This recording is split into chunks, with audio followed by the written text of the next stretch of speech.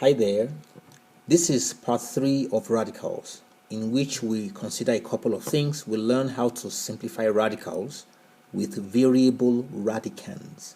And later on, I will show you how to add and subtract radical expressions. But first of all, how would you deal with the square root of x to the power 5? This is a variable radicand, where x represents some real number. I will talk about that a little bit later. The key thing to note is that you deal with this in a very similar way like you will deal with the numbers when you are having radicands that are numbers. What you do is, since you are taking the square root of x to the power 5, break up x to the power 5 into its component factors, where one of the factors is a perfect square, since you are taking the square root. If you do that to x to the power 5 from your studies in the past with exponents, you should recall that x to the power 5 can be rewritten as x squared multiplied by x squared multiplied by x, which is the same thing as x to the power 4 times x. X to the power 4 is a perfect square because x to the power 4 is x squared multiplied by x squared. Once we do this, we can replace the square root of x to the power 5 with the square root of x to the power 4 multiplied by x. X to the power 4 is our perfect square, and according to our formula that we introduced previously in part 2 of radicals, we can rewrite this as square root of x to the power 4 multiplied by the square root of x, and our result is x squared multiplied by the square root of x. We should note that x to the power 5 has to be a non-negative number, and that would imply that x itself is non-negative. The reason being that you are having a radical that has an even root. That implies that you cannot take the square root of a negative number. For example, you cannot take the square root of negative 32, for instance, because there is no real number that multiplies itself that will give you negative 32. So you should bear that in mind. What about the cube root of y to the power 10? We can do something very similar to what we just did. We will just rewrite y to the power 10 as a perfect cube and something else. Y to the power 10 as a perfect cube will be y to the power 9 multiplied by y, because y to the power 9 is y cubed multiplied by y cubed multiplied by y cubed. We can then replace the cube root of y to the power 10 as the cube root of y to the power 9 multiplied by y, which looks like our formula that we introduced previously. We can break that up into cube root of y to the power 9 multiplied by the cube root of y, and the cube root of y to the power 9, since y to the power 9 is a perfect cube, will just be y cubed multiplied by the cube root of y. Similarly to what we talked about in the previous slide, you should note that y can be positive or negative. It can even be 0 as well. So it can be greater or equal to 0 or less than 0. Since you are taking the odd root in your radical, okay, so that means you can take the cube root of a negative number. For example, you can take the cube root of negative 2 to the power 10, for instance. That would just be the cube root of 10 to the power 1024, which is a real number, is what we're saying. So you can take the cube root of a negative number here, even though here the radicand is not quite negative, but you can take the cube root of a negative number, is what we're saying. Now let's look at an example where you have a number and a variable part multiplied together under the radical, like the square root of 8 times x to the power 5. We will treat this in a very similar way. We'll just have to break up each of those components, or each of those numbers that make up the radicand, into perfect squares and something else. So 8 you can break up into 4 multiplied by 2, and x to the power 5 you can break up into x to the power 4 multiplied by x. And you can then rewrite the radicand as 4 times 2 times x to the power 4 multiplied by x, which you can rearrange as the square root of 4x to the power 4 multiplied by 2x. And then this breaks up into 2, the square root of 4 4x to the power 4 multiplied by the square root of 2x.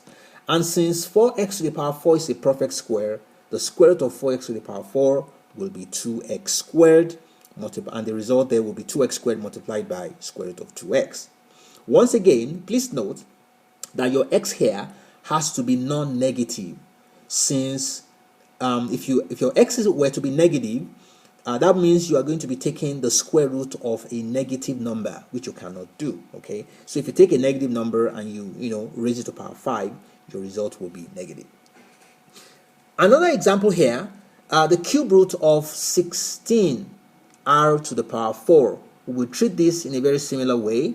We'll break up 16 and r to the power 4 into component factors, where one factor is a perfect cube and the other one can be any other factor.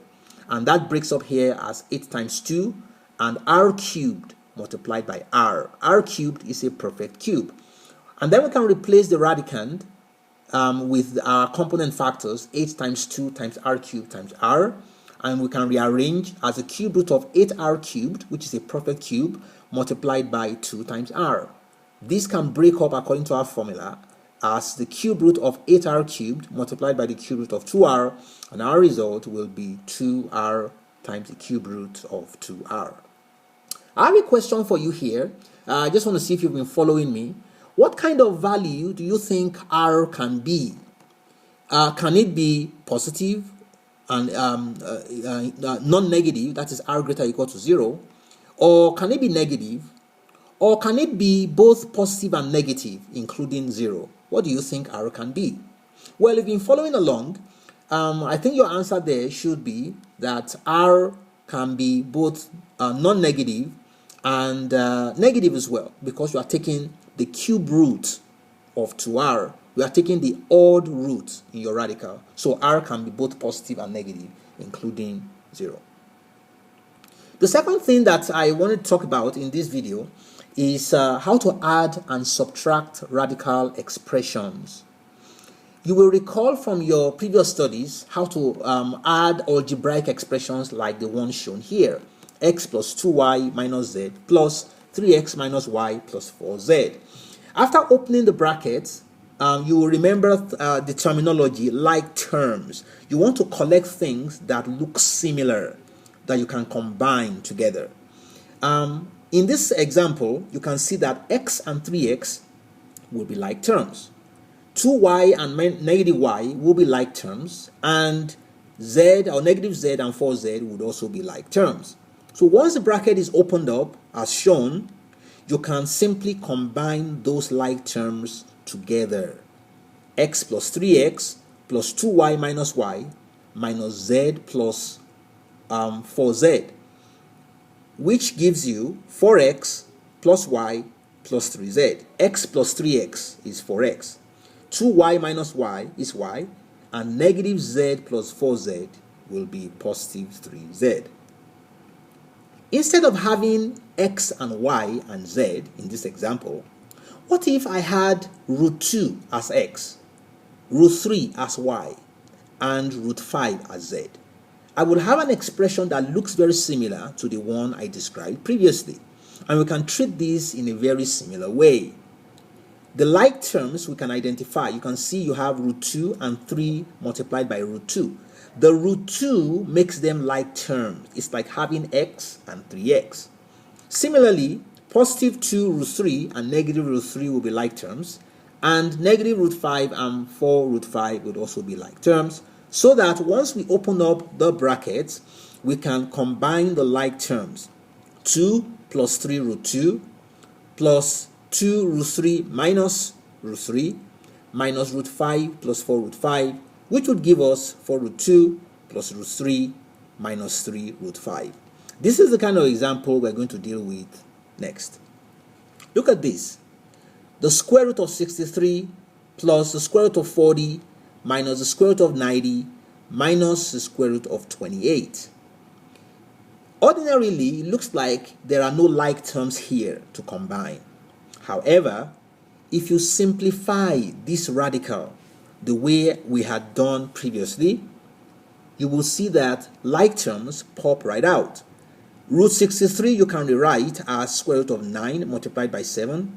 Root 40 you can rewrite as the square root of 4 multiplied by 10. Root 90 you can rewrite as the square root of 9 times 10. And root 28 you can rewrite as the square root of 4 multiplied by 7. Which, according to how we did previously, you can break up into 2.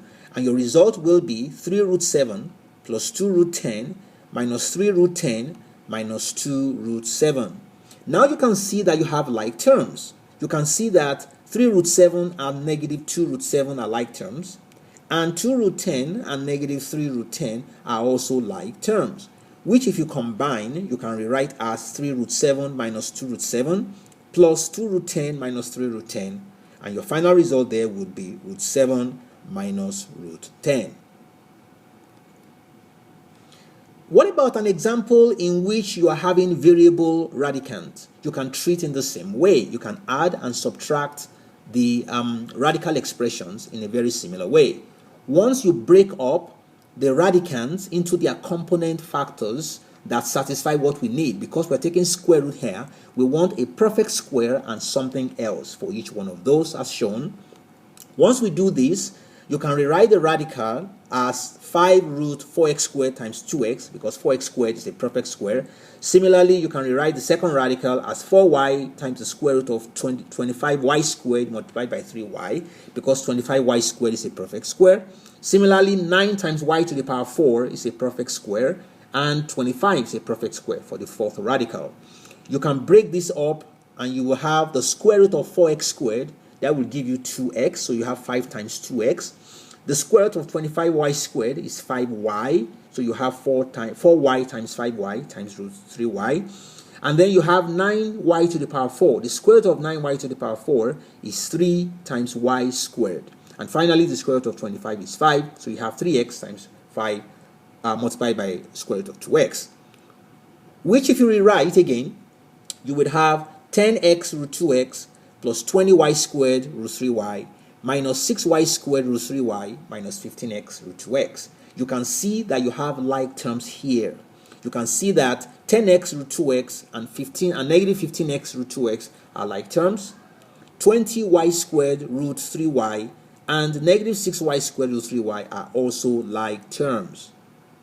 Which, if you combine, you will write this as 10x root 2x minus 15x root 2x plus 20y squared root 3y minus 6y squared root 3y. You can combine these. 10x root 2x minus 15x root 2x will be negative 5x root 2x, and 20y squared root 3y minus 6y squared root 3y will be 14y squared root 3y. So that you can see that your result will be negative 5x root 2x plus 14y squared root 3y. So, why don't you try an example yourself, like we have done before. After seeing the question, please pause the video and try your hand on this example. And after you're done, you can see what I have done. So pause the video now. So what did you do? Here's what I did. The square root of 28x cubed is the same thing as the square root of 4x squared multiplied by 7x, because 4x squared is a perfect square. Your result there will be 2x root 7x, and your x has to be non-negative because you're taking the square root. For b, the cube root of 24 times y to the power 5 is the same thing as the cube root of 8y cubed multiplied by 3y squared, because 8y cubed is a perfect cube. Therefore, your result there will be 2y times the cube root of 3y squared. Y can be both positive and negative, including 0. It can be any real number here. For the second part, you are adding the radicals together. The square root of 4a plus square root of 16a minus square root of 9a. They don't look like they are like terms until you actually simplify. The square root of 4a is 2 root a, square root of 16a is 4 root a, and the square root of 9a is 3 root a. You can see that they are like terms now. 2 root a plus 4 root a minus 3 root a. Your result will be 3 root a. Your a has to be non-negative here. And finally, you are taking the cube root of 27x squared minus cube root of 8x squared plus cube root of 64x squared. You can see that the results are shown. The cube root of 27 is 3, cube root of 8 is 2, cube root of 64 is 4, and if you combine those like terms together, your result is 5 times the cube root of x squared. And your x here can be any real number. This concludes our video on the part 3 of radicals.